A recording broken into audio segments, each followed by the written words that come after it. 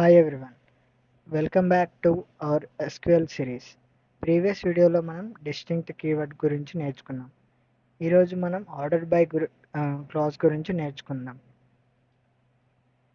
కొన్ని సిచ్యువేషన్స్లో మన డాటాని స్పెసిఫిక్ ఆర్డర్లో అరేంజ్ చేయాలి. అక్కడే ఆర్డర్ బై యూజ్ అవుతుంది.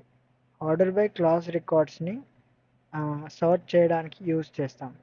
ఎగ్జాంపుల్కి ఎంప్లాయీస్ టేబుల్ ఉంది అనుకోండి, శాలరీ లోయెస్ట్ నుండి హైయెస్ట్ వరకు అరేంజ్ చేయాలి అంటే select star from employees order by salary. ఇక్కడ శాలరీస్ అసెండింగ్ ఆర్డర్లో సార్ట్ అవుతాయి. అసెండింగ్ అంటే small to large, A to Z.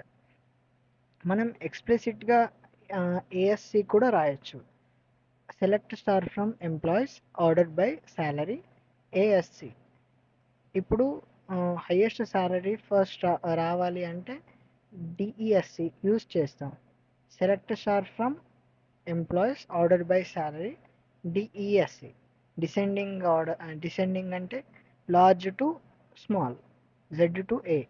Order by text value మీద కూడా పనిచేస్తుంది. Example, select star from employees order by name. Names alphabetically arrange అవుతాయి. Remember, ordered by అంటే sort data, ASC అంటే ascending order, DESC అంటే descending order. Next లెసన్లో మనం limit clause గురించి నేర్చుకుందాం. దాని హెల్ప్తో క్వీరీ రిజల్ట్లో కొన్ని రికార్డ్స్ మాత్రమే రిట్రీవ్ చేయగలుగుతాం. Thank you. Follow for more updates.